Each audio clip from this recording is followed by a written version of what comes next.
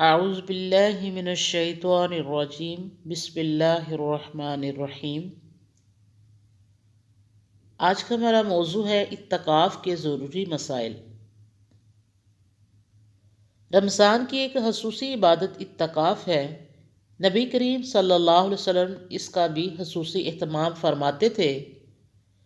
رمضان کے آخری 10 دن رات دن مسجد کے ایک گوشے میں گزارتے اور دنیائی معاملات اور تعلقات ختم فرما دیتے۔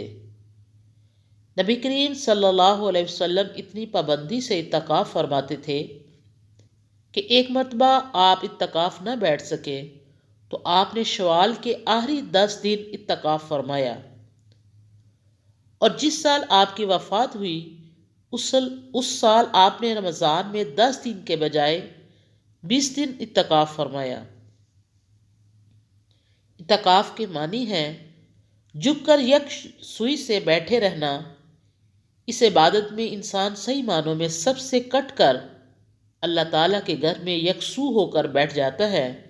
اس کی ساری توجہ اس امر پر مرکوز رہتی ہے کہ اللہ تعالیٰ مجھ سے راضی ہو جائے، چنانچہ وہ اس گوشہ خلوت میں بیٹھ کر توبہ و استغفار کرتا ہے، نوافل پڑھتا ہے، ذکر و تلاوت کرتا ہے، دعا و التجا کرتا ہے، اور یہ سارے ہی کام عبادات ہیں۔ اس اعتبار سے اعتکاف گویا مجموعہ عبادات ہیں۔ اس کا آغاز 20 رمضان المبارک کی شام سے ہوتا ہے۔ اعتکاف کرنے والا مغرب سے پہلے مسجد میں آ جائے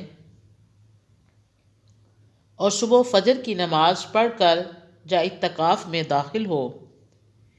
اس میں بلا ضرورت مسجد سے باہر جانے کی اجازت نہیں ہے۔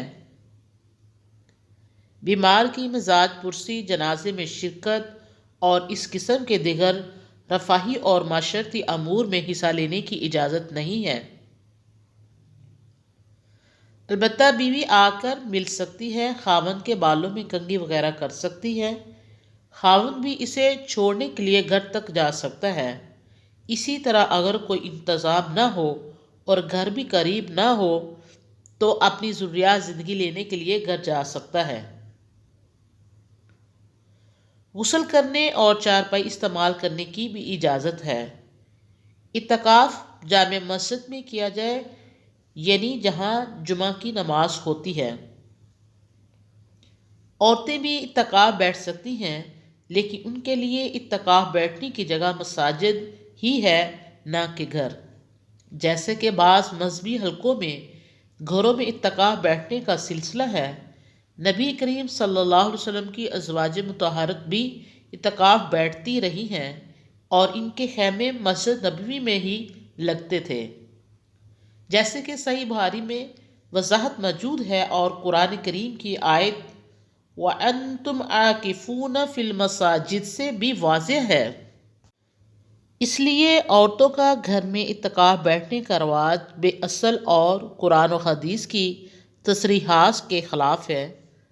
تاہم چونکہ یہ نفلی عبادت ہے، بنا بری جب تک کسی مسجد میں عورتیں اکیلے الگ مستقل جگہ نہ ہو جہاں مردوں کی آمد و رفت کا سلسلہ بالکل نہ ہو، اس وقت تک عورتوں کا مسجد میں اعتکاف نہیں بیٹھنا چاہیے۔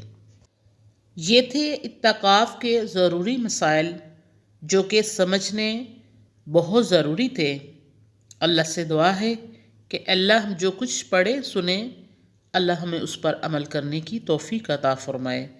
وآخر دعوانا ان الحمد للہ رب العالمین۔ سبحان ربک رب العزۃ عما یصفون والسلام علی المرسلین والحمد للہ رب العالمین۔